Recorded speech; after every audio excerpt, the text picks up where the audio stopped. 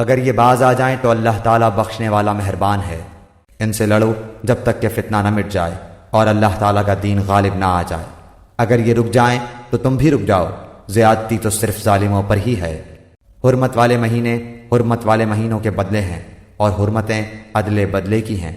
جو تم پر زیادتی کرے تم بھی اس پر اسی کے مثل زیادتی کرو جو تم پر کی ہے، اور اللہ تعالیٰ سے ڈرتے رہا کرو، اور جان رکھو کہ اللہ تعالیٰ پرہیزگاروں کے ساتھ ہے۔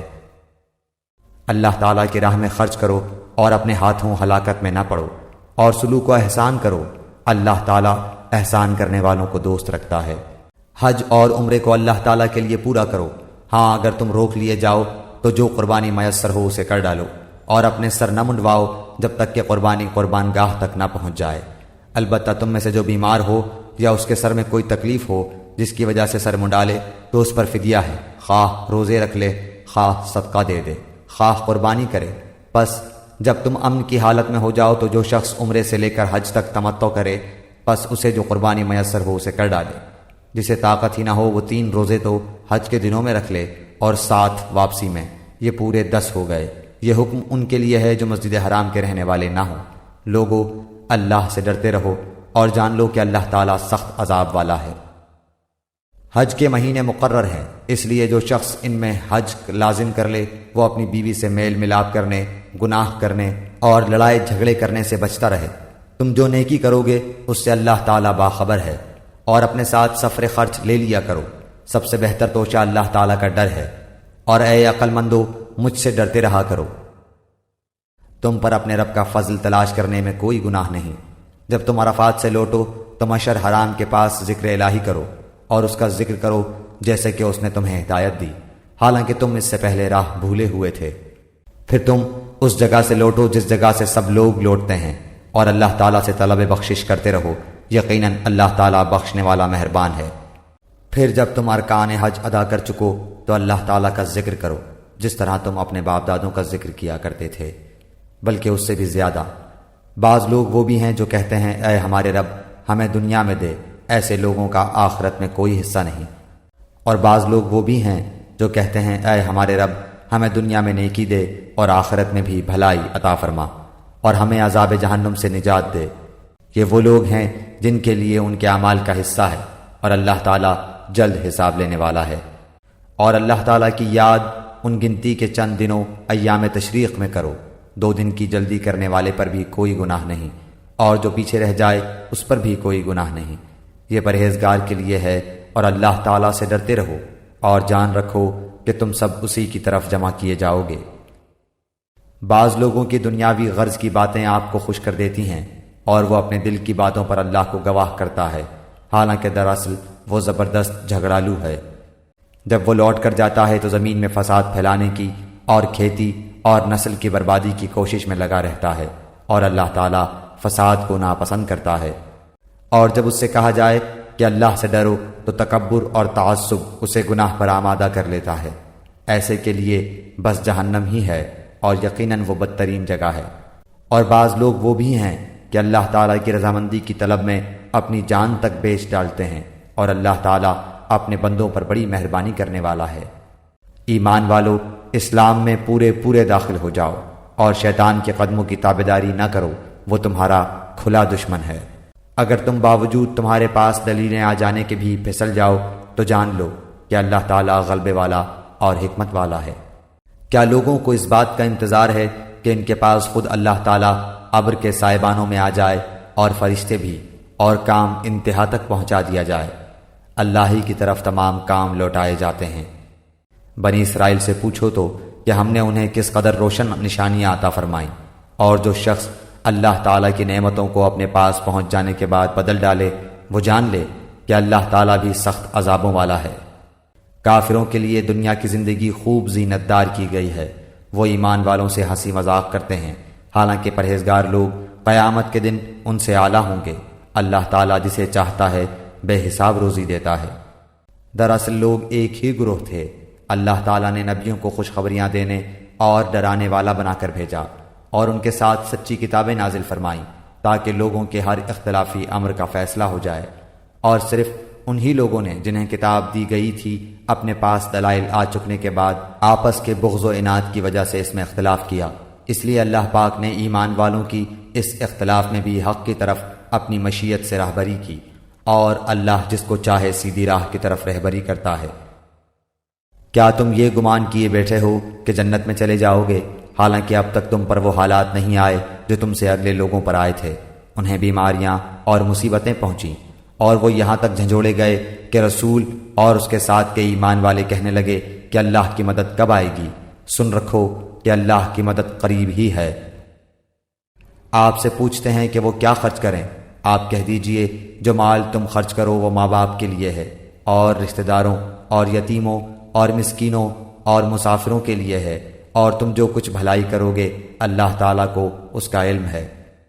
تم پر جہاد فرض کیا گیا، گو وہ تمہیں دشوار معلوم ہو، ممکن ہے کہ تم کسی چیز کو بری جانو اور دراصل وہی تمہارے لیے بھلی ہو، اور یہ بھی ممکن ہے کہ تم کسی چیز کو اچھی سمجھو حالانکہ وہ تمہارے لیے بری ہو۔ حقیقی علم اللہ ہی کو ہے، تم محض بے خبر ہو۔ لوگ آپ سے حرمت والے مہینوں میں لڑائی کی بابت سوال کرتے ہیں، آپ کہہ دیجئے کہ ان میں لڑائی کرنا بڑا گناہ ہے، لیکن اللہ کی راہ سے روکنا، اس کے ساتھ کفر کرنا اور مسجد حرام سے روکنا اور وہاں کے رہنے والوں کو وہاں سے نکالنا اللہ کے نزدیک اس سے بھی بڑا گناہ ہے، یہ فتنہ قتل سے بھی بڑا گناہ ہے۔ یہ لوگ تم سے لڑائی بھڑائی کرتے ہی رہیں گے، یہاں تک کہ اگر ان سے ہو سکے تو تمہیں تمہارے دین سے مرتد کر دیں، اور تم میں سے جو لوگ اپنے دین سے پلٹ جائیں اور اسی کفر کی حالت میں مریں، ان کے اعمال دنیاوی اور اخروی سب غارت ہو جائیں گے۔ یہ لوگ جہنمی ہوں گے اور ہمیشہ ہمیشہ جہنم میں ہی رہیں گے۔ البتہ ایمان لانے والے، ہجرت کرنے والے، اللہ کی راہ میں جہاد کرنے والے ہی رحمت الہی کے امیدوار ہیں۔ اللہ تعالیٰ بہت بخشنے والا اور بہت مہربانی کرنے والا ہے۔ لوگ آپ سے شراب اور جوئے کا مسئلہ پوچھتے ہیں، آپ کہہ دیجئے ان دونوں میں بہت بڑا گناہ ہے، اور لوگوں کو اس سے دنیاوی فائدہ بھی ہوتا ہے، لیکن ان کا گناہ ان کے نفع سے بہت زیادہ ہے۔ آپ سے یہ بھی دریافت کرتے ہیں کہ کیا کچھ خرچ کریں، تو آپ کہہ دیجئے حاجت سے زائد چیز۔ اللہ تعالیٰ اسی طرح اپنے احکام صاف صاف تمہارے لیے بیان فرما رہا ہے تاکہ تم سوچ سمجھ سکو۔ دنیا اور آخرت کے امور کو اور تجھ سے یتیموں کے بارے میں بھی سوال کرتے ہیں، آپ کہہ دیجئے کہ ان کی خیر خواہی بہتر ہے۔ تم اگر ان کا مال اپنے مال میں ملا بھی لو تو وہ تمہارے بھائی ہیں۔ بدنیت اور نیک نیت ہر ایک کو اللہ خوب جانتا ہے، اور اگر اللہ چاہتا تو تمہیں مشقت میں ڈال دیتا، یقیناً اللہ تعالیٰ غلبے والا اور حکمت والا ہے۔ اور شرک کرنے والی عورتوں سے تا وقت کہ وہ ایمان نہ لائیں تم نکاح نہ کرو۔ ایمان والی لونڈی بھی شرک کرنے والی آزاد عورت سے بہت بہتر ہے، گو تمہیں مشرکہ ہی اچھی لگتی ہو۔ اور نہ شرک کرنے والے مردوں کے نکاح میں اپنی عورتوں کو دو جب تک کہ وہ ایمان نہ لائیں۔ ایمان والا غلام آزاد مشرک سے بہتر ہے، گو مشرک تمہیں اچھا لگے۔ یہ لوگ جہنم کی طرف بلاتے ہیں اور اللہ جنت کی طرف اور اپنی بخشش کی طرف اپنے حکم سے بلاتا ہے۔ وہ اپنی آیتیں لوگوں کے لیے بیان فرما رہا ہے تاکہ وہ نصیحت حاصل کریں۔ آپ سے حیض کے بارے میں سوال کرتے ہیں، کہہ دیجئے کہ وہ گندگی ہے، حالت حیض میں عورتوں سے الگ رہو، اور جب تک وہ پاک نہ ہو جائیں ان کے قریب نہ جاؤ۔ ہاں جب وہ پاک ہو جائیں تو ان کے پاس جاؤ جہاں سے اللہ نے تمہیں اجازت دی ہے۔ اللہ توبہ کرنے والوں کو اور پاک رہنے والوں کو پسند فرماتا ہے۔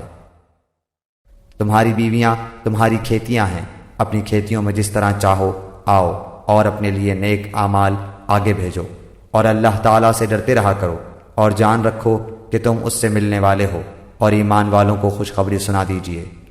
اور اللہ تعالیٰ کو اپنی قسموں کا اس طرح نشانہ نہ بناؤ کہ بھلائی اور پرہیزگاری اور لوگوں کے درمیان کی اصلاح کو چھوڑ بیٹھو، اور اللہ تعالیٰ سننے والا جاننے والا ہے۔ اللہ تعالیٰ تمہیں تمہاری ان قسموں پر نہ پکڑے گا جو پختہ نہ ہوں، ہاں اس کی پکڑ اس چیز پر ہے جو تمہارے دلوں کا فعل ہو۔ اللہ تعالیٰ بخشنے والا اور بردبار ہے۔ جو لوگ اپنی بیویوں سے تعلق نہ رکھنے کی قسمیں کھائیں ان کے لیے 4 مہینے کی مدت ہے، پھر اگر وہ لوٹ آئیں تو اللہ تعالیٰ بھی بخشنے والا مہربان ہے، اور اگر طلاق کا ہی قصد کر لیں تو اللہ تعالیٰ سننے والا جاننے والا ہے۔ طلاق والی عورتیں اپنے آپ کو 3 حیض تک روکے رکھیں، انہیں حلال نہیں کہ اللہ نے ان کے رحم میں جو پیدا کیا ہو اسے چھپائیں۔ اگر انہیں اللہ تعالیٰ پر اور قیامت کے دن پر ایمان ہو، ان کے خاوند اس مدت میں انہیں لوٹا لینے کے پورے حقدار ہیں اگر ان کا ارادہ اصلاح کا ہو، اور عورتوں کے بھی ویسے ہی حق ہیں جیسے ان مردوں کے ہیں، اچھائی کے ساتھ۔ ہاں، مردوں کو عورتوں پر فضیلت ہے اور اللہ تعالی غالب ہے، حکمت والا ہے۔ یہ طلاقیں 2 مرتبہ ہیں، پھر یا تو اچھائی سے روکنا یا عمدگی کے ساتھ چھوڑ دینا ہے، اور تمہیں حلال نہیں کہ تم نے انہیں جو دے دیا ہے اس میں سے کچھ بھی لو۔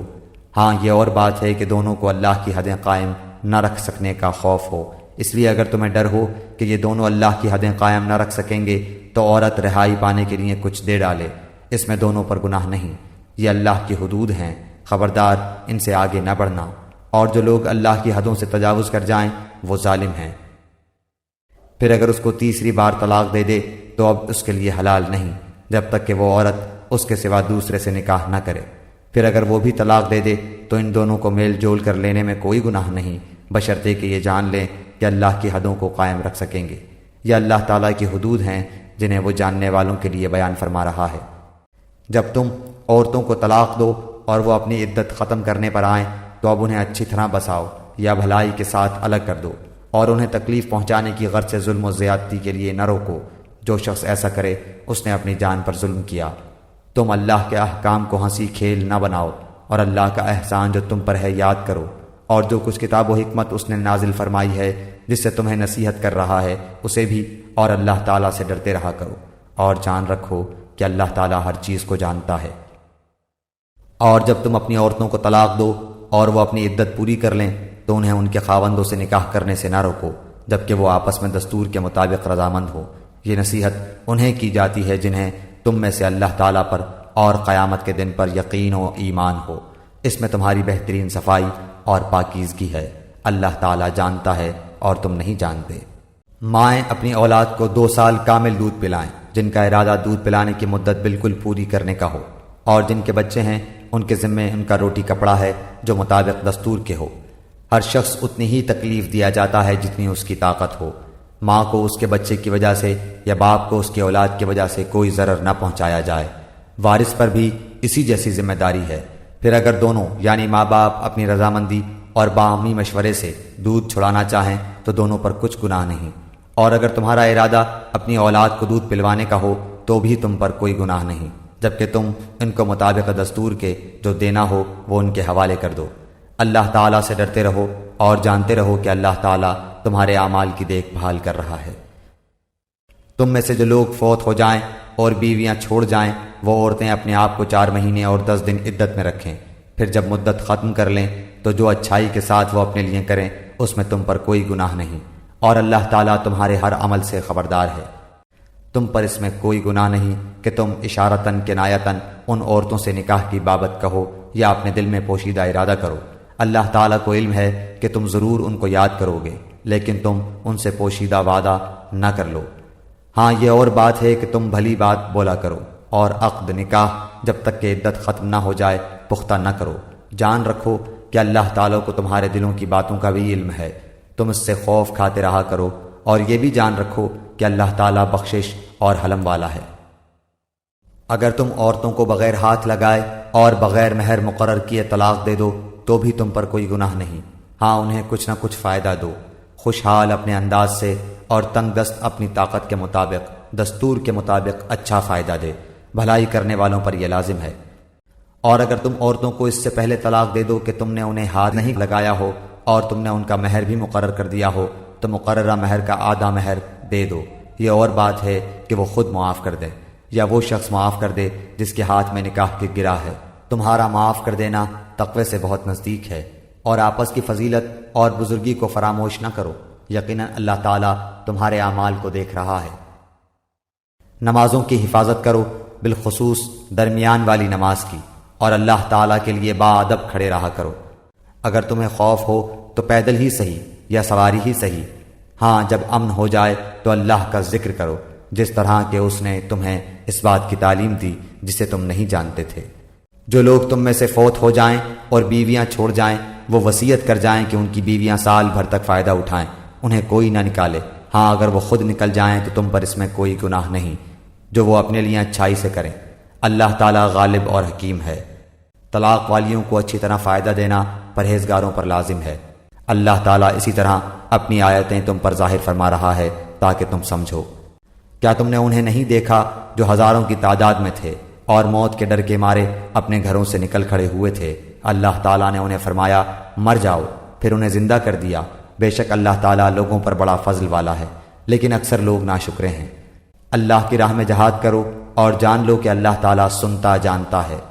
ایسا بھی کوئی ہے جو اللہ تعالیٰ کو اچھا قرض دے، پس اللہ تعالیٰ اسے بہت بڑھا چڑھا کر عطا فرمائے۔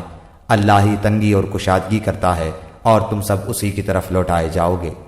کیا آپ نے حضرت موسیٰ کے بعد والی بنی اسرائیل کی جماعت کو نہیں دیکھا جبکہ انہوں نے اپنے پیغمبر سے کہا کہ کسی کو ہمارا بادشاہ بنا دیجئے تاکہ ہم اللہ کی راہ میں جہاد کریں؟ پیغمبر نے کہا کہ ممکن ہے جہاد فرض ہو جانے کے بعد تم جہاد نہ کرو۔ انہوں نے کہا بھلا ہم اللہ کی راہ میں جہاد کیوں نہ کریں گے؟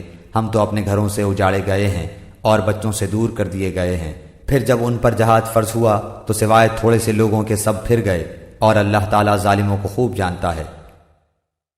اور انہیں ان کے نبی نے فرمایا کہ اللہ تعالیٰ نے طالوت کو تمہارا بادشاہ بنا دیا ہے، تو کہنے لگے بھلا اس کی ہم پر حکومت کیسے ہو سکتی ہے؟ اس سے تو بہت زیادہ حقدار بادشاہت کے ہم ہیں، اس کو تو مالی کشادگی بھی نہیں دی گئی۔ نبی نے فرمایا سنو، اللہ تعالیٰ نے اسی کو تم پر برگزیدہ کیا ہے اور اسے علمی اور جسمانی برتری بھی عطا فرمائی ہے۔ بات یہ ہے کہ اللہ جسے چاہے اپنا ملک دے، اللہ تعالیٰ کشادگی والا اور علم والا ہے۔ ان کے نبی نے انہیں پھر کہا کہ اس کی بادشاہت کی ظاہری نشانی یہ ہے کہ تمہارے پاس وہ صندوق آ جائے گا جس میں تمہارے رب کی طرف سے دل جمعی ہے اور آل موسیٰ اور آل ہارون کا بقیہ ترکہ ہے۔ فرشتے اسے اٹھا کر لائیں گے۔ یقیناً یہ تو تمہارے لیے کھلی دلیل ہے اگر تم ایمان والے ہو۔ جب حضرت طالوت لشکروں کو لے کر نکلے تو کہا سنو، اللہ تعالیٰ تمہیں ایک نہر سے آزمانے والا ہے، جس نے اس میں سے پانی پی لیا وہ میرا نہیں، اور جو اسے نہ چکھے وہ میرا ہے۔ ہاں یہ اور بات ہے کہ اپنے ہاتھ سے ایک چلو بھر لے، لیکن سوائے چند کے باقی سب نے وہ پانی پی لیا۔ حضرت طالوت مومنین سمیت جب نہر سے گزر گئے تو وہ لوگ کہنے لگے آج تو ہم میں طاقت نہیں کہ جالوت اور اس کے لشکروں سے لڑیں۔ لیکن اللہ تعالیٰ کی ملاقات پر یقین رکھنے والوں نے کہا بسا اوقات چھوٹی اور تھوڑی سی جماعتیں بڑی اور بہت سی جماعتوں پر اللہ کے حکم سے غلبہ پا لیتی ہیں۔ اللہ تعالیٰ صبر والوں کے ساتھ ہے۔ جب ان کا جالوت اور اس کے لشکر سے مقابلہ ہوا تو انہوں نے دعا مانگی کہ اے پروردگار ہمیں صبر دے، ثابت قدمی دے اور قوم کفار پر ہماری مدد فرما۔ چنانچہ اللہ تعالیٰ کے حکم سے انہوں نے جالوتیوں کو شکست دے دی اور حضرت داؤد علیہ السلام کے ہاتھوں جالوت قتل ہوا۔ اور اللہ تعالیٰ نے داؤد علیہ السلام کو مملکت و حکمت اور جتنا کچھ چاہا علم بھی عطا فرمایا۔ اگر اللہ تعالیٰ بعض لوگوں کو بعض سے دفع نہ کرتا تو زمین میں فساد پھیل جاتا، لیکن اللہ تعالیٰ دنیا والوں پر بڑا فضل و کرم کرنے والا ہے۔ یہ اللہ تعالیٰ کی آیتیں ہیں جنہیں ہم حقانیت کے ساتھ آپ پر پڑھتے ہیں۔ بالیقین آپ رسولوں میں سے ہیں۔ یہ رسول ہیں جن میں سے ہم نے بعض کو بعض پر فضیلت دی ہے۔ ان میں سے بعض وہ ہیں جن سے اللہ تعالیٰ نے بات چیت کی ہے اور بعض کے درجے بلند کیے ہیں۔ اور ہم نے عیسیٰ بن مریم کو معجزات عطا فرمائے اور روح القدس سے ان کی تائید کی۔ اگر اللہ تعالیٰ چاہتا تو ان کے بعد والے اپنے پاس دلیلیں آ جانے کے بعد ہرگز آپس میں لڑائی بھڑائی نہ کرتے، لیکن ان لوگوں نے اختلاف کیا۔ ان میں سے بعض تو مومن ہوئے اور بعض کافر۔ اور اگر اللہ تعالیٰ چاہتا تو یہ آپس میں نہ لڑتے، لیکن اللہ تعالیٰ جو چاہتا ہے کرتا ہے۔ اے ایمان والو، جو ہم نے تمہیں دے رکھا ہے اس میں سے خرچ کرتے رہو، اس سے پہلے کہ وہ دن آئے جس میں نہ تجارت ہے نہ دوستی اور شفاعت، اور کافر ہی ظالم ہیں۔ اللہ تعالیٰ ہی معبود برحق ہے جس کے سوا کوئی معبود نہیں، جو زندہ اور سب کا تھامنے والا ہے، جسے نہ اونگ آئے نہ نیند۔ اس کی ملکیت میں زمین اور آسمانوں کی تمام چیزیں ہیں۔ کون ہے جو اس کی اجازت کے بغیر اس کے سامنے شفاعت کر سکے؟ وہ جانتا ہے جو ان کے سامنے ہے اور جو ان کے پیچھے ہے، اور وہ اس کے علم میں سے کسی چیز کا احاطہ نہیں کر سکتے مگر جتنا وہ چاہے۔ اس کی کرسی کی وسعت نے زمین و آسمان کو گھیر رکھا ہے، اور اللہ تعالیٰ ان کی حفاظت سے نہ تھکتا اور نہ اکتاتا ہے۔ وہ تو بہت بلند اور بہت بڑا ہے۔ دین کے بارے میں کوئی زبردستی نہیں، ہدایت دلالت سے روشن ہو چکی ہے۔ اس لیے جو شخص اللہ تعالیٰ کے سوا دوسرے معبودوں کا انکار کر کے اللہ تعالیٰ پر ایمان لائے، اس نے مضبوط کڑے کو تھام لیا جو کبھی نہ ٹوٹے گا، اور اللہ تعالیٰ سننے والا جاننے والا ہے۔ ایمان لانے والوں کا کارساز اللہ تعالیٰ خود ہے، وہ انہیں اندھیروں سے روشنی کی طرف نکال لے جاتا ہے، اور کافروں کے اولیاء شیاطین ہیں، وہ انہیں روشنی سے نکال کر اندھیروں کی طرف لے جاتے ہیں۔ یہ لوگ جہنمی ہیں جو ہمیشہ اسی میں پڑے رہیں گے۔ کیا تو نے اسے نہیں دیکھا جو سلطنت پا کر ابراہیم علیہ السلام سے اس کے رب کے بارے میں جھگڑ رہا تھا؟ جب ابراہیم علیہ السلام نے کہا کہ میرا رب تو وہ ہے جو جلاتا ہے اور مارتا ہے، وہ کہنے لگا میں بھی جلاتا اور مارتا ہوں۔ ابراہیم علیہ السلام نے کہا اللہ تعالیٰ سورج کو مشرق کی طرف سے لے آتا ہے، تو اسے مغرب کی جانب سے لے آ۔ اب تو وہ کافر بھونچکا رہ گیا، اور اللہ تعالیٰ ظالموں کو ہدایت نہیں دیتا۔ یا اس شخص کے مانند کہ جس کا گزر اس بستی پر ہوا جو چھت کے بل اوندھی پڑی ہوئی تھی، وہ کہنے لگا اس کی موت کے بعد اللہ تعالیٰ اسے کس طرح زندہ کرے گا؟ تو اللہ تعالیٰ نے اسے مار دیا 100 سال کے لیے، پھر اسے اٹھایا، پوچھا کتنی مدت تجھ پر گزری؟ کہنے لگا 1 دن یا دن کا کچھ حصہ۔ فرمایا بلکہ تو 100 سال تک رہا، پھر اب تو اپنے کھانے پینے کو دیکھ کے بالکل خراب نہیں ہوا، اور اپنے گدھے کو بھی دیکھ، ہم تجھے لوگوں کے لیے ایک نشانی بناتے ہیں، تو دیکھ کہ ہم ہڈیوں کو کس طرح اٹھاتے ہیں پھر ان پر گوشت چڑھاتے ہیں۔ جب یہ سب ظاہر ہو چکا تو کہنے لگا میں جانتا ہوں کہ اللہ تعالیٰ ہر چیز پر قادر ہے۔ اور جب ابراہیم علیہ السلام نے کہا کہ اے میرے پروردگار مجھے دکھا تو مردوں کو کس طرح زندہ کرے گا، جناب باری تعالیٰ نے فرمایا کیا تمہیں ایمان نہیں؟ جواب دیا ایمان تو ہے لیکن میرے دل کی تسکین ہو جائے گی۔ فرمایا 4 پرند لو، ان کے ٹکڑے کر ڈالو، پھر ہر پہاڑ پر ان کا ایک ایک ٹکڑا رکھ دو، پھر انہیں پکارو، تمہارے پاس دوڑتے ہوئے آ جائیں گے، اور جان رکھو کہ اللہ تعالیٰ غالب ہے، حکمتوں والا ہے۔ جو لوگ اپنا مال اللہ تعالیٰ کی راہ میں خرچ کرتے ہیں اس کی مثال اس دانے جیسی ہے جس میں سے 7 بالیاں نکلیں اور ہر بالی میں 100 دانے ہوں، اور اللہ تعالیٰ جسے چاہے بڑھا چڑھا کر دے، اور اللہ تعالیٰ کشادگی والا اور علم والا ہے۔ جو لوگ اپنا مال اللہ تعالیٰ کی راہ میں خرچ کرتے ہیں پھر اس کے بعد نہ تو احسان جتاتے ہیں نہ ایذا دیتے ہیں، ان کا اجر ان کے رب کے پاس ہے، ان پر نہ تو کچھ خوف ہے نہ وہ اداس ہوں گے۔ نرم بات کہنا اور معاف کر دینا اس صدقے سے بہتر ہے جس کے بعد ایذا رسانی ہو، اور اللہ تعالیٰ بے نیاز اور بردبار ہے۔ اے ایمان والو اپنی خیرات کو احسان جتا کر اور ایذا پہنچا کر برباد نہ کرو، جس طرح وہ شخص جو اپنا مال لوگوں کے دکھاوے کے لیے خرچ کرے اور نہ اللہ تعالیٰ پر ایمان رکھے نہ قیامت پر، اس کی مثال اس صاف پتھر کی طرح ہے جس پر تھوڑی سی مٹی ہو، پھر اس پر زوردار میںہ برسے اور وہ اسے بالکل صاف اور سخت چھوڑ دے۔ ان ریاکاروں کو اپنی کمائی میں سے کوئی چیز ہاتھ نہیں لگتی، اور اللہ تعالیٰ کافروں کی قوم کو سیدھی راہ نہیں دکھاتا۔ ان لوگوں کی مثال جو اپنا مال اللہ تعالیٰ کی رضامندی کی طلب میں دل کی خوشی اور یقین کے ساتھ خرچ کرتے ہیں اس باغ جیسی ہے جو اونچی زمین پر ہو اور زوردار بارش اس پر برسے اور وہ اپنا پھل دگنا لاوے، اور اگر اس پر بارش نہ بھی برسے تو پھوار ہی کافی ہے، اور اللہ تمہارے کام دیکھ رہا ہے۔ کیا تم میں سے کوئی بھی یہ چاہتا ہے کہ اس کا کھجوروں اور انگوروں کا باغ ہو جس میں نہریں بہہ رہی ہوں اور ہر قسم کے پھل موجود ہوں، اس شخص کا بڑھاپا آ گیا ہو، اس کے ننھے ننھے سے بچے بھی ہوں، اور اچانک باغ کو بگولا لگ جائے جس میں آگ بھی ہو، پس وہ باغ جل جائے؟ اسی طرح اللہ تعالیٰ تمہارے لیے آیتیں بیان کرتا ہے تاکہ تم غور و فکر کرو۔ اے ایمان والو اپنی پاکیزہ کمائی میں سے اور زمین میں سے تمہارے لیے ہماری نکالی ہوئی چیزوں میں سے خرچ کرو، ان میں سے بری چیزوں کے خرچ کرنے کا قصد نہ کرنا جسے تم خود لینے والے نہیں ہو۔ ہاں اگر آنکھیں بند کر لو تو اور جان لو کہ اللہ تعالیٰ بے پرواہ اور خوبیوں والا ہے۔ شیطان تمہیں فقیری سے دھمکاتا ہے اور بے حیائی کا حکم دیتا ہے، اور اللہ تعالیٰ تم سے اپنی بخشش اور فضل کا وعدہ کرتا ہے۔ اللہ تعالیٰ وسعت والا اور علم والا ہے۔ وہ جسے چاہے حکمت اور دانائی دیتا ہے، اور جو شخص حکمت اور سمجھ دیا جائے وہ بہت ساری بھلائی دیا گیا، اور نصیحت صرف عقل مند ہی حاصل کرتے ہیں۔ تم جتنا کچھ خرچ کرو یعنی خیرات اور جو کچھ نظر مانو اسے اللہ تعالیٰ بخوبی جانتا ہے، اور ظالموں کا کوئی مددگار نہیں۔ اگر تم صدقہ خیرات کو ظاہر کرو تو وہ بھی اچھا ہے، اور اگر تم اسے پوشیدہ پوشیدہ مسکینوں کو دے دو تو یہ تمہارے حق میں بہتر ہے۔ اللہ تعالیٰ تمہارے گناہوں کو مٹا دے گا، اور اللہ تعالیٰ تمہارے تمام اعمال کی خبر رکھنے والا ہے۔ انہیں ہدایت پر لا کھڑا کرنا تیرے ذمہ نہیں، بلکہ ہدایت اللہ تعالیٰ دیتا ہے جسے چاہتا ہے، اور تم جو بھلی چیز اللہ کی راہ میں دو گے اس کا فائدہ خود پاؤ گے۔ تمہیں صرف اللہ تعالیٰ کی رضامندی کی طلب کے لیے ہی خرچ کرنا چاہیے۔ تم جو کچھ مال خرچ کرو گے اس کا پورا پورا بدلہ تمہیں دیا جائے گا، اور تمہارا حق نہ مارا جائے گا۔ صدقات کے مستحق صرف وہ غربا ہیں جو اللہ کی راہ میں روک دیے گئے، جو ملک میں چل پھر نہیں سکتے۔ نادان لوگ ان کی بے سوالی کی وجہ سے انہیں مالدار خیال کرتے ہیں۔ آپ ان کے چہرے دیکھ کر قیافے سے انہیں پہچان لیں گے۔ وہ لوگوں سے چمٹ کر سوال نہیں کرتے۔